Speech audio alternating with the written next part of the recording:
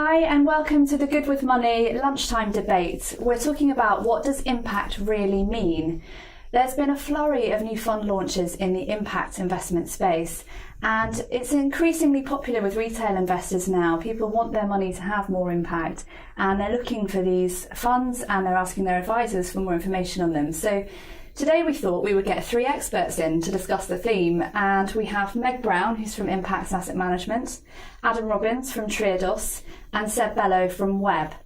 And they're going to be talking to us a little bit about what people need to look for from an impact approach and how they do it. Meg, can we start with you? How does Impax integrate an impact approach? Well, Impax Asset Management is a boutique wholly focused on investing in the opportunities that arise as our economy shifts from the current unsustainable approach to a more sustainable economy globally. So we're looking for companies that are going to be the winners and provide the solutions in that transition. And so the way we do it is by looking for companies with material revenue exposure, companies that make their profits out of delivering an environmental product or service.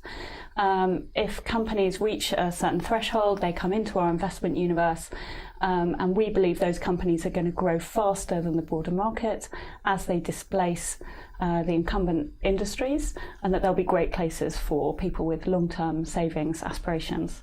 So we invest in that universe because we think it's a great place to make money, but because of what those companies do, they all have an environmental benefit just by selling the products and services that they have, and that we can add up and report as an environmental benefit alongside the financial return. And what type of companies do you invest in? So there's four key areas. So we look at the energy space, energy efficiency and alternative energy. We also look at water space, water infrastructure, pollution control.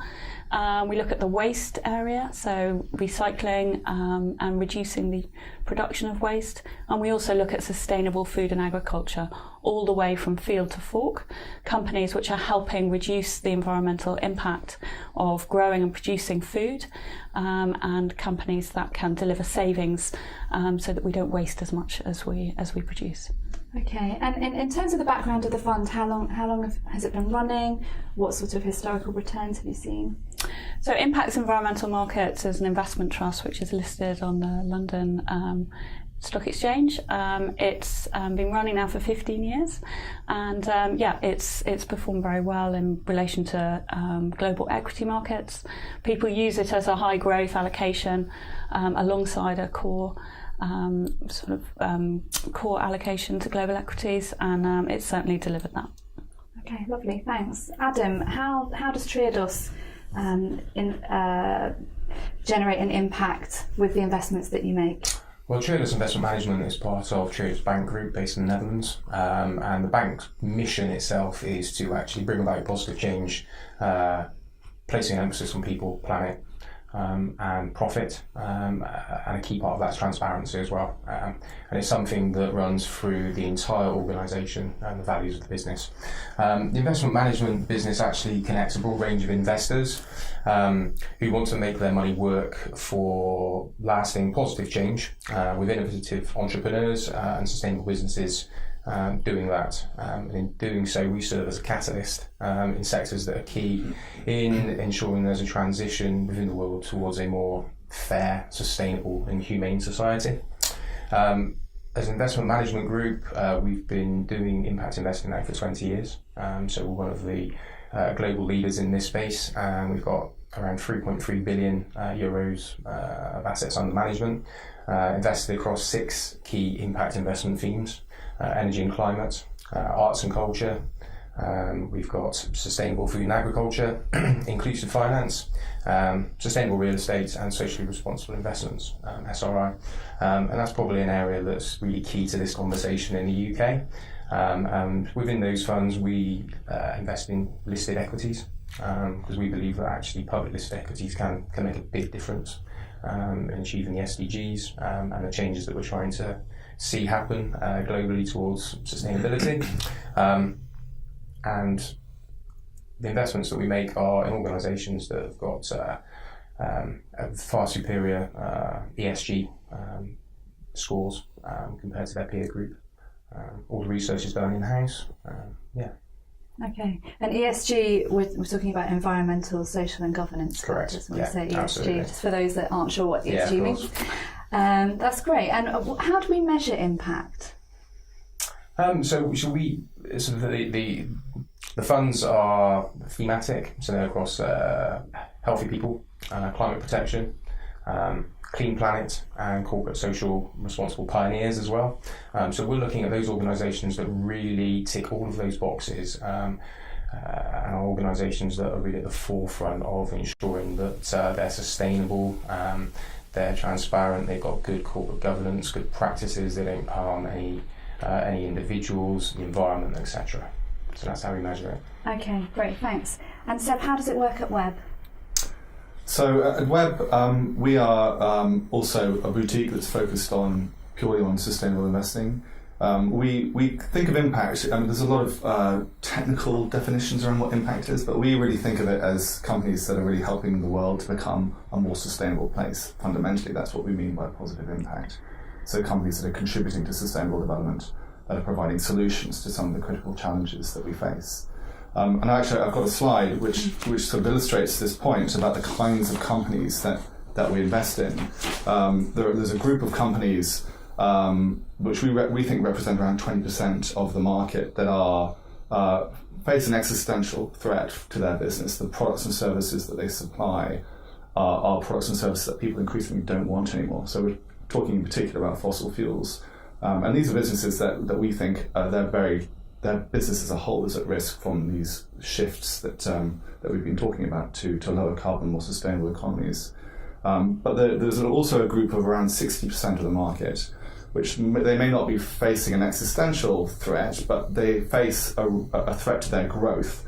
So if you're a car company today, and we're seeing this very rapid transition from internal combustion engines to electric powertrains, you have to invest an awful lot in that new technology.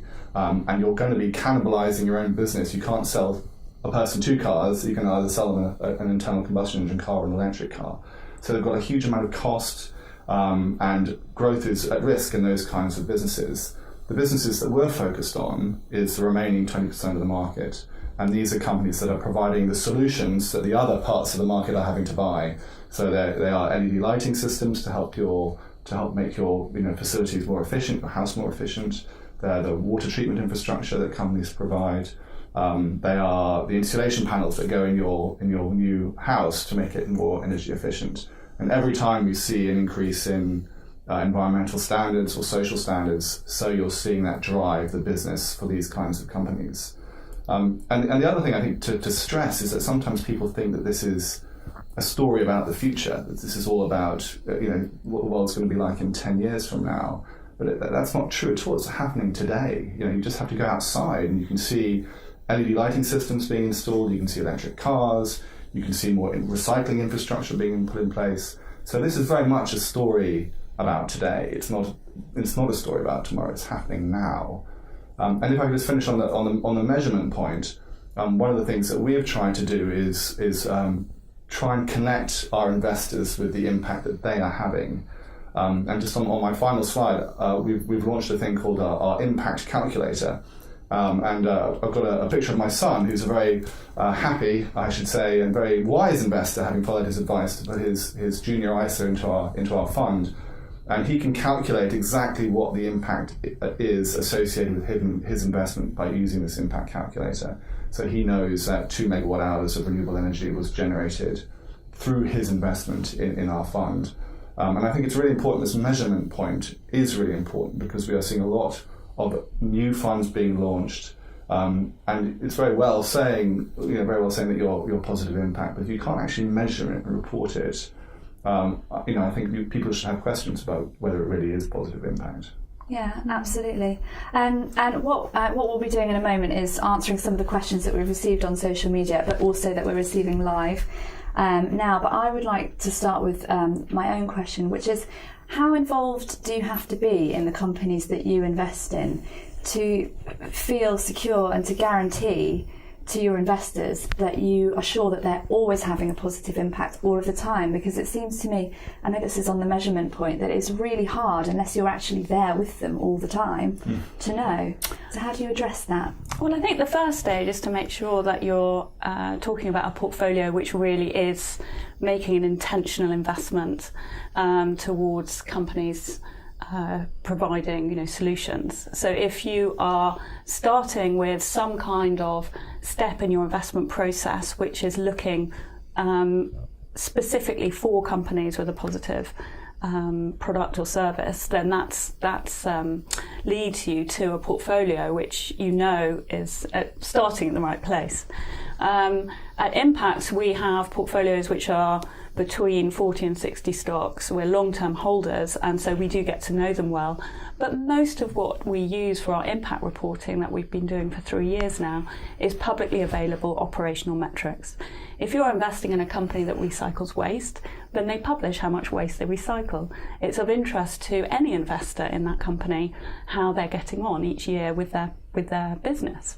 So adding that up and attributing that impact to the proportion of shares that we as fund managers own in that company is relatively straightforward.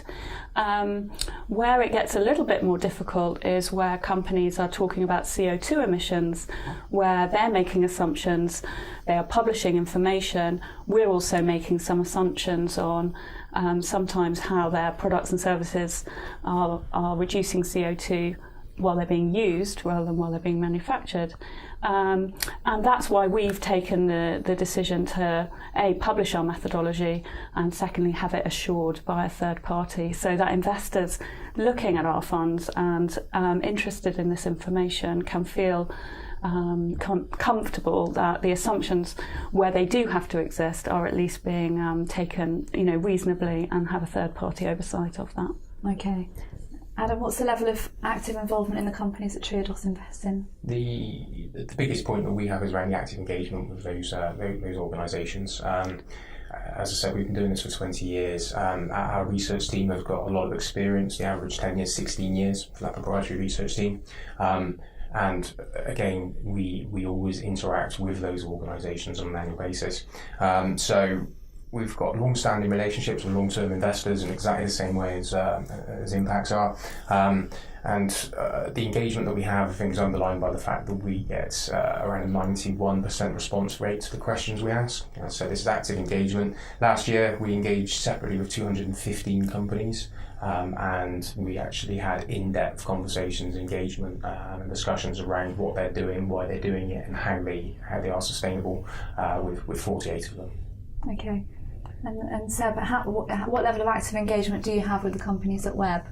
I think it's very similar. We are also long-term holders. We have an average holding period of 5 years.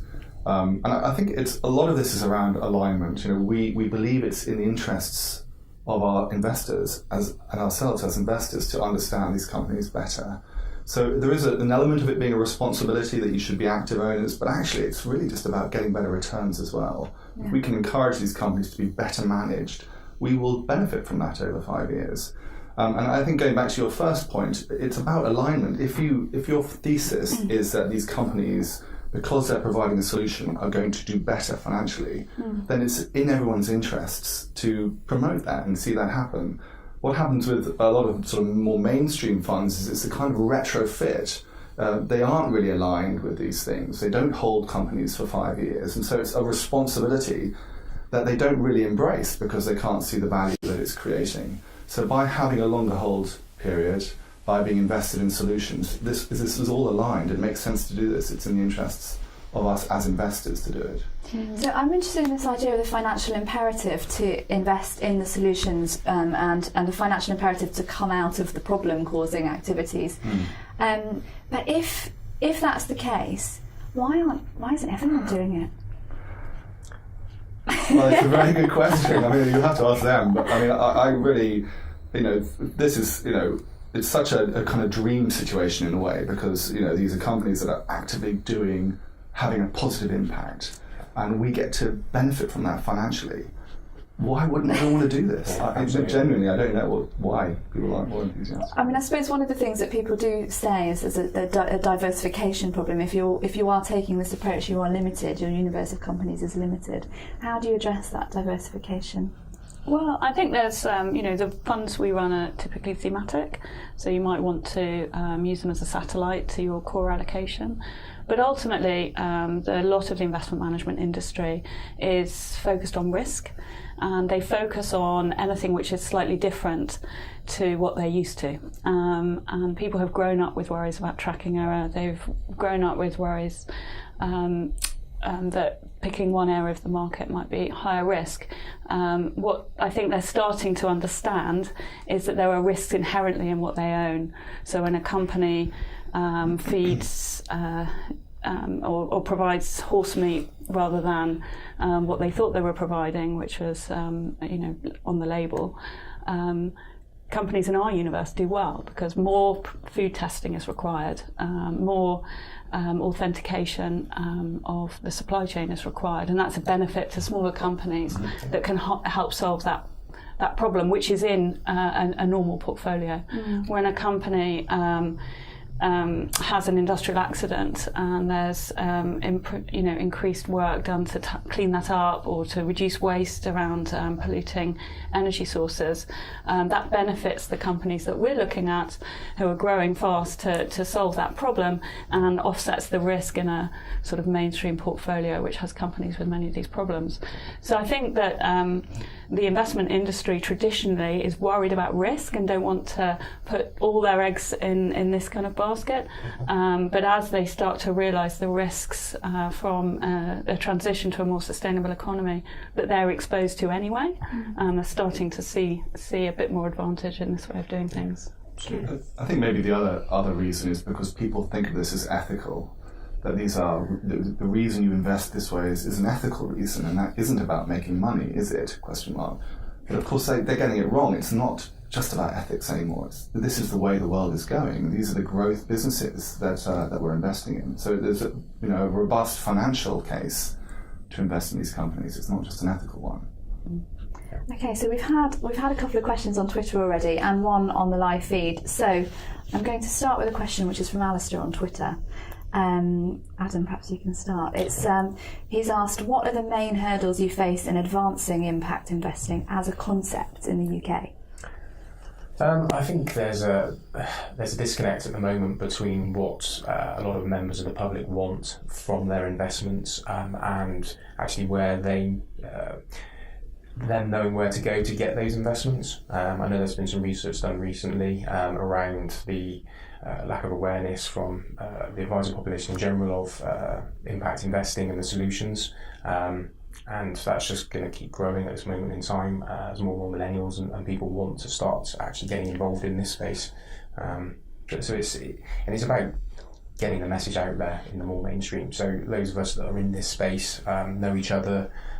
We know the players in the market, but actually we need to start reaching wider into the more mainstream. Okay.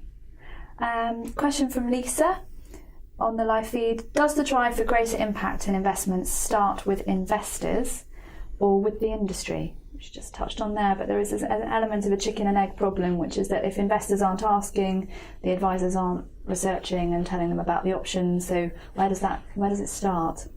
Well, I think the point is it has started. So now we're getting into a virtuous circle where when advisors start to be brave enough to ask the question of their clients, they are getting a positive response.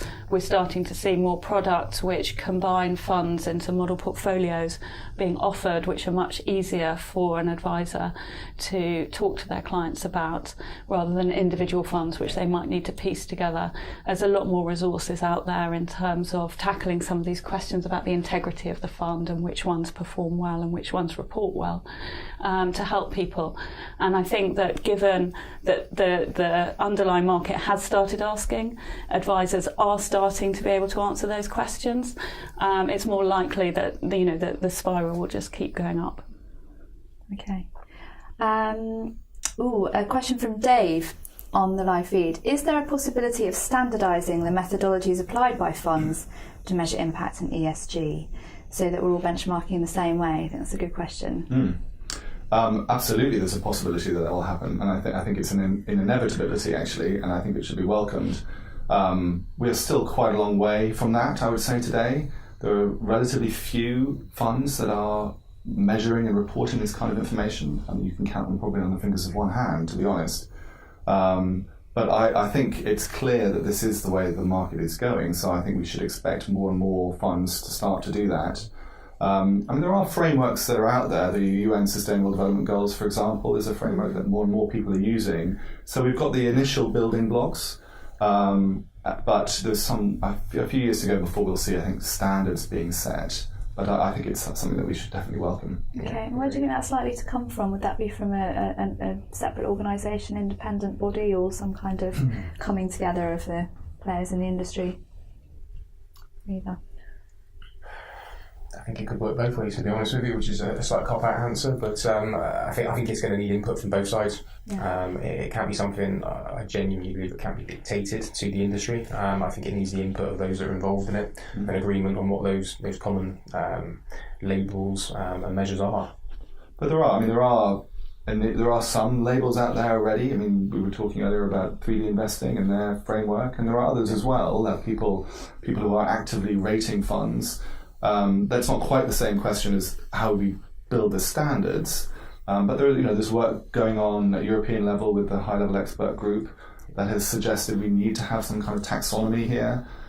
So you can see the outlines of what this edifice will look like. It's just we've got the architect's drawings maybe, but we haven't started to build granularity that's needed. Yeah. And I think as that develops, it will start to become clear that while many investment managers are looking at risk from an environmental, social, corporate governance perspective, not all are going to be able to show that they are choosing to invest in positive companies. So there's confusion sometimes about ESG and negative screening and what that really means. This idea of intentionally directing money towards positive environmental outcomes is actually a bit smaller. It is going to be a smaller universe, and as those definitions start to be harmonised and understood, it will be clear that not all of the funds currently claiming it are actually doing it. That, I think, will be beneficial, but it's going to take a bit of time for people to be comfortable in that distinction. There are many funds out there which are tilting ESG risk, they are excluding, but the intentional choice to move money to positive outcomes is actually something quite different and needs to be identified as a choice for investors to make, separate to sort of risk management. Yeah. That kind of leads on to another question that we've had from Julia on Twitter, which is how do your funds differ from what people like FX, which is an investment platform, call social investment? And this touches on the idea that when you go into impact investing rather than negative screening or ethical investing, you're suddenly faced with all these different approaches and you're not really sure which one is you. Am I more environmental or am I more social? I don't know. And so, if you go to a platform like FX, you'll see social investment, and it might be a renewable energy project, and it's difficult to know, I think, what is the right one to choose. Would you say that you have a different offering? Would you say your funds cover all of the bases or just some of them, rather than the social investment that you see on platforms like FX? Well, many of the investment platforms offer opportunities for investors to access all different types of investments. We at Impax focus primarily on listed equity. So it's very liquid, it's profitable companies listed on stock markets globally and available through an investment trust wrapper.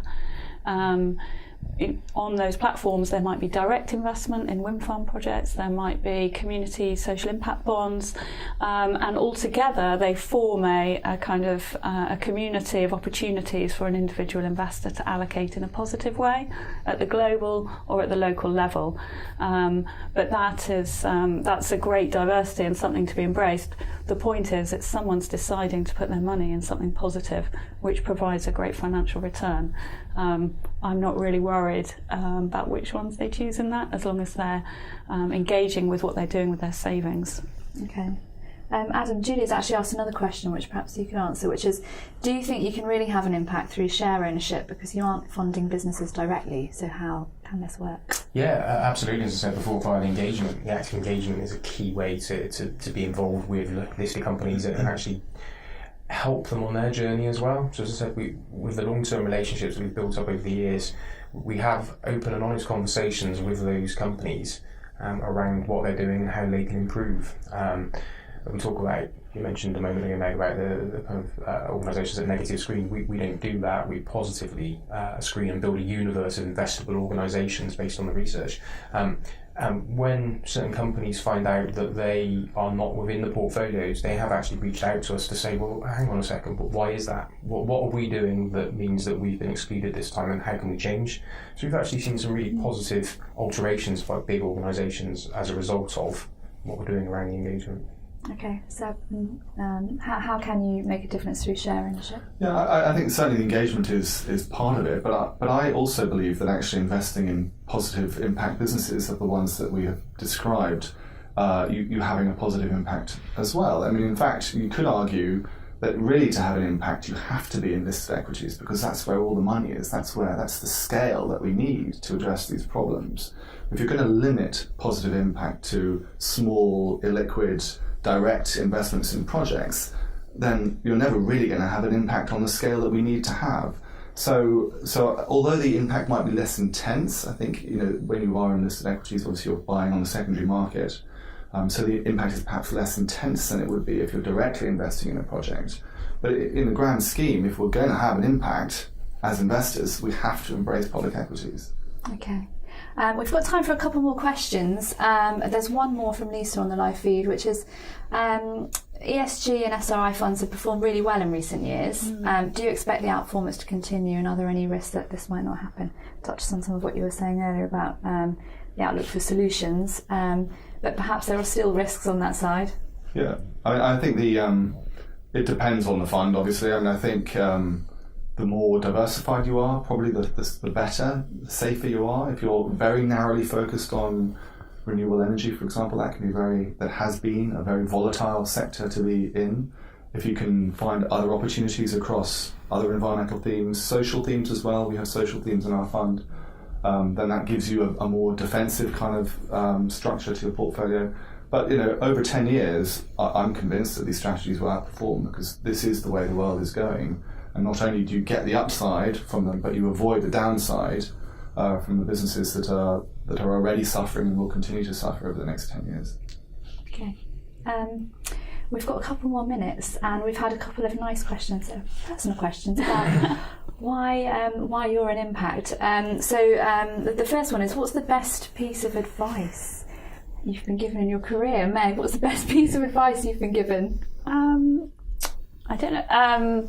Well, always say please and thank you. That was, I think, the best piece of advice I've ever had. But I think one of the things I've really learnt is, having started in my career in this area, in the environmental area, it's amazing how much it's grown, but it's also amazing how many people come back as you go through. So having done this for a few years now, people move around, and those relationships and the community,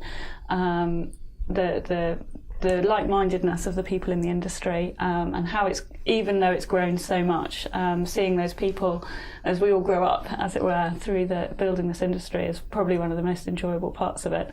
But yeah, keep on the good side of people, because you never know where they're going to turn up next. Adam, how about you? What's the best piece of advice you've had? Kind of similarly following on from that, just make sure you treat people the way you want to be treated yourself, and just be honest and true to who you are. It sounds really trite, but it's true. It's a small world. So expect nothing less of an impact professional. Be nice. Seb, what's your piece of advice? Well, actually, I was struggling to think of what the best piece of advice I've been given is. I mean, I think I'd absolutely agree with what the other two panelists have said. I think this is a very exciting place to be at the moment. So it's not really a piece of advice other than to get involved in this investment. But the world is changing very quickly, in a good way, with regard to these technologies and these businesses. And I've been doing this kind of thing for over 20 years, and I don't think I've been as excited as I am today about it. I think really this is a tremendous time to be involved in this kind of sector. It strikes me that there's going to be lots of people who are really interested in impact investing but don't necessarily have investment knowledge or experience, because they're coming into it because they are interested specifically in impact. And one question that we did have earlier on social media via Facebook was from Sarah, and she said, I don't really have very much money to invest, but I like this area. Is there anything else I can do? And I'm just wondering, what advice do you have, or not advice, just a tip for people that are in that position where they don't necessarily have enough cash to invest in a fund, but they want to make a difference with their money? Well, the opportunity to get involved is looking at banking. Simply ensuring that you're placing your money in an organisation for a current account and that type of thing that actually has got the values and is involved in this space. Obviously, there are numerous players in that arena, but that's a way to make sure that your money's having a positive impact from a really small level. Okay, great.